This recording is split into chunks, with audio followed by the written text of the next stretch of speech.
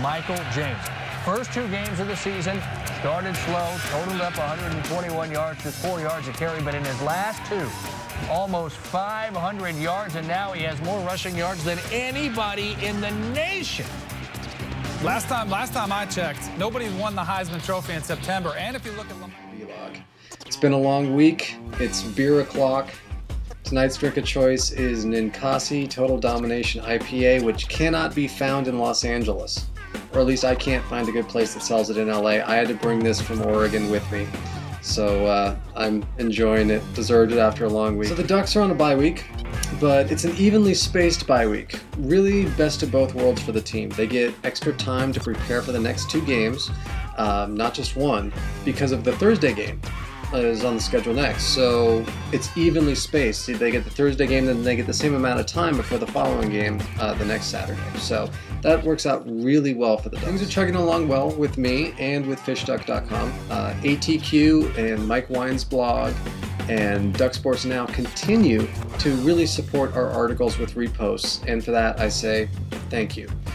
My article last Wednesday all about the 1996 Fresno State game got really well received. I did interviews with Kenny Wheaton and Tony Graziani. I think it turned out pretty well. People seem to enjoy it, so that's always great. There's also now a section on the site to sign up for Fishmail, our newsletter. Please do so when you get a chance. We promise we won't sell your email address to anybody or endlessly spam you. There's also a scroll for the most recent message board posts in the Fishbowl, and the newest videos that have been added to the video section also show up on the front page if you scroll down to the bottom. Now, as for last week's game versus Arizona, I had planned on attending the game in Tucson, but instead I flew up to Portland and I spent some time with friends and family up there. So to recap last Saturday's game against Arizona, let's go to Kurt from Sunday night. So take it away, Kurt from Sunday. But wow, what an interesting game. Oregon ran for 413 yards. LaMichael James broke the single game rushing record by 3. So long, Wizinator. You're now out of the picture. 288 yards in a single game. LaMichael James. LaMichael James is going to own every single record there is to own at Oregon by the time he's done. 413 yards rushing. They did give up over 400 yards passing, but the defense held their running game in check, and you know, what can you say except Nick Foles is just really good. I mean, he had one play where he had two guys on him, his passing arm was locked, and so he put the ball into his left hand and then threw downfield a spiral with his left hand and hit a guy in the hands. That's unreal. That is unbelievable. Very impressed by Nick Foles and the Arizona receivers once they decided to actually catch the ball. It seemed like the Oregon defense, we really missed Michael Clay. I thought DeWitt Stuckey played well. I thought Deion Jordan played well. Kind of how I expected it to go, except reverse. I figured Arizona would hang tough early and then they would collapse late. Instead, they collapsed early and hang tough late. But, you know, I'll take the W. 56-31, I believe, was the final score. I don't have it in front of me right now. But a good game. Well done, Oregon. Well done, LaMichael James. It was also great to see Deron Thomas finally running with the ball. That's something that we've been wondering, like, where is that option? You know, the zone read doesn't work well if there's not even a threat that the quarterback might actually run. Opening drive, he ran it, I think, 3 or 4 times. But that first play, oh, when he dropped awkwardly and grabbed his knee. I mean, my whole concern with this game was the Arizona crabgrass. They have the worst natural grass of any team in the country. Every game, someone's going to shred a knee down there. That was my biggest concern with this game. Not that Oregon would win, but who was going to get hurt. I love the way he bounced up and almost kind of taunted the crowd. I'm glad Oregon escaped there with very few injuries, it looked like. They got out of there with the win, so time to rest and recuperate for the bye week, and then bring on Cal. I recorded that Sunday evening in my brother's office, and a few hours later I woke up in the middle of the night with my stomach in knots. And I spent basically all day Monday either on or praying to the porcelain god. It's a bye week for Oregon now. They get extra days to prepare for next Thursday's game versus Cal. It may be too obvious, but this game really necessitates a drinking game. So when next Thursday comes around, every time the announcers mention faking injuries, it's time to drink a shot or down a beer. I have a work engagement that night, unfortunately, and a really long commute, so I'll be watching this one on my DVR delayed. So if anyone out there ruins the score for me before I watch it, you will be nut punched when I next see you. Fabulous running back LaMichael James, 288 yards, 2 touchdowns, a school record in their 56-21 victory over Arizona. Now, as for offense, Cal's whole scheme circles around their all-world wide receiving pair of Marvin Jones and Keenan Allen. Allen, by the way, he's second in the nation in receiving yards right now. Cal's 3-1. They lost to Washington last week.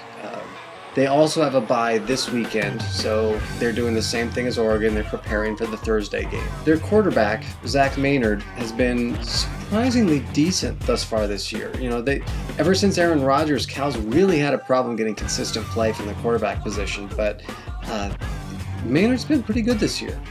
He has over 1,000 yards, and he's tossed 10 touchdowns and only 3 interceptions. Last game he threw for almost 350 yards against the Huskies, so he can sling it. And they have receivers that can make plays. So the secondary is going to have their hands full. They're going to have to step up. We need to see more from Cliff Harris now that he's playing again. And Anthony Gilden is really going to have a good game. It's a bit of a concern because last weekend Arizona was able to throw almost at will. The pass rush really needs to emerge. We haven't seen much of a pass rush yet this season. The defense seems to really be missing Michael Clay. Hopefully after the bye week, maybe Clay can return. If he can, then it's open season on Maynard, who's already been sacked 5 times this season. Cal is 22nd in the nation of passing. They're 53rd in rushing. So they're decent, but they're not great. You know, mid-tier Pac-12 team. I still see Oregon beating Cal, even though Tedford has traditionally made life hell for Oregon ever since he left. But he doesn't have the players to match Oregon this time around, except on the defensive line.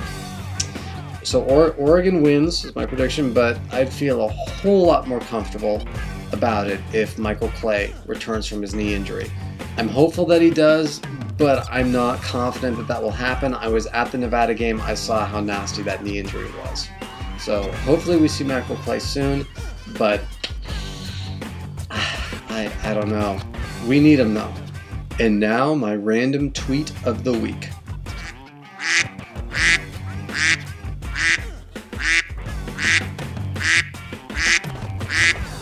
My music recommendation for this week is Kenna.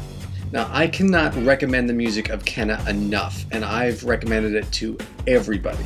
He is one of the most interesting, enigmatic, and unique artists of the past decade.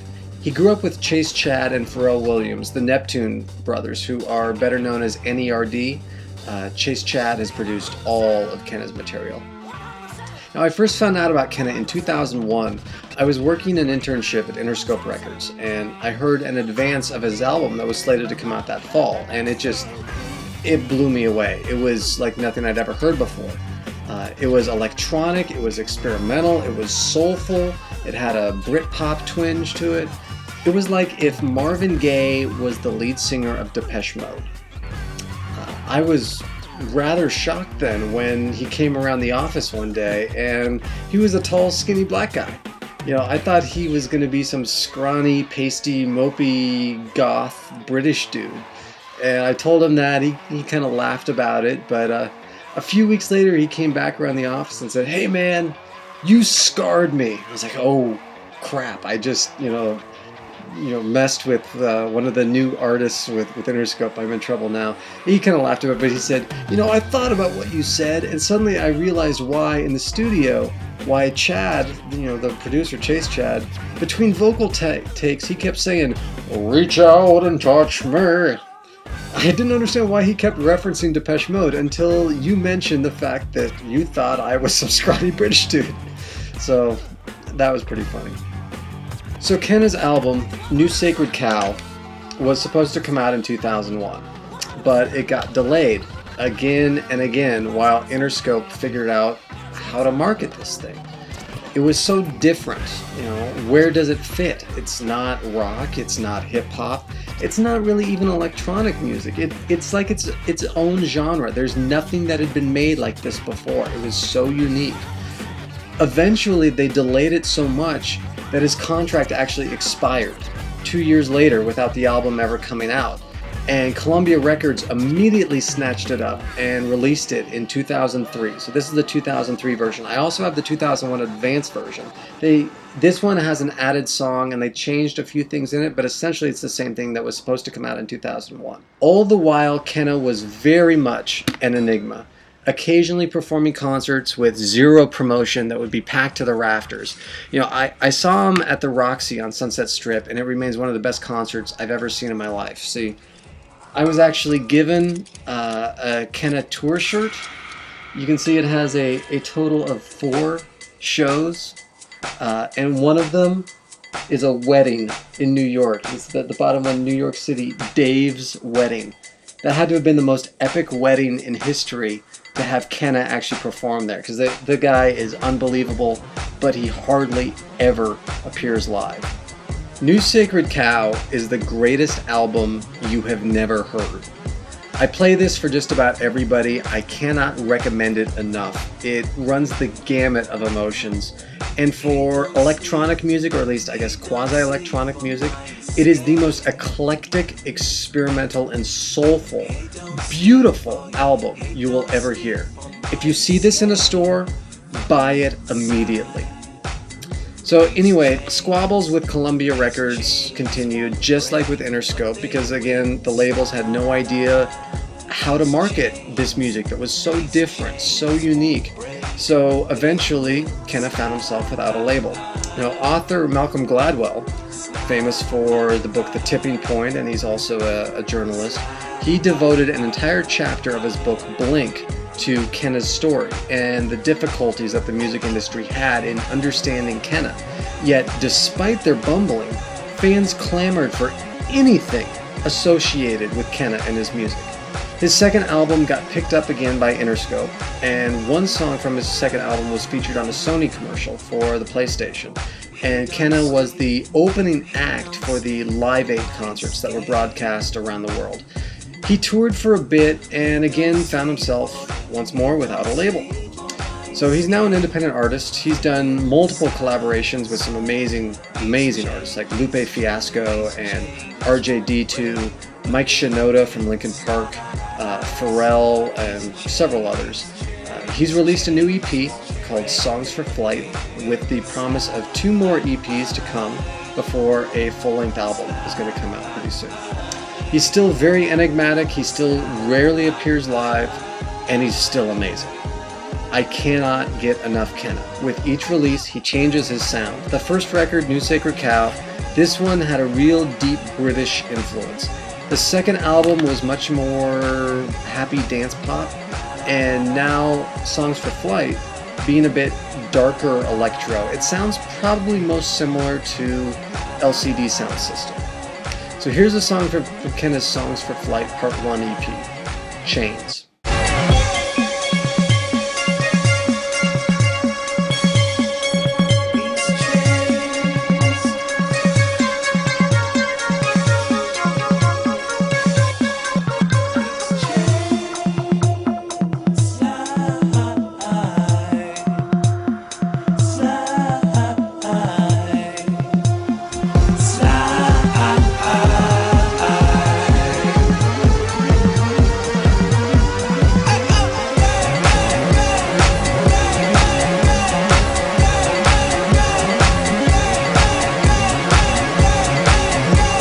So that does it for this week.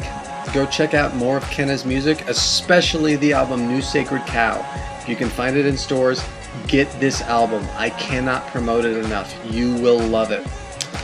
So next time I check in, it will be after Oregon's victory over Cal, hopefully. Until next time, this is Kurt. Let me put down my beer, my Ninkasi Oregon beer, and say, go Ducks.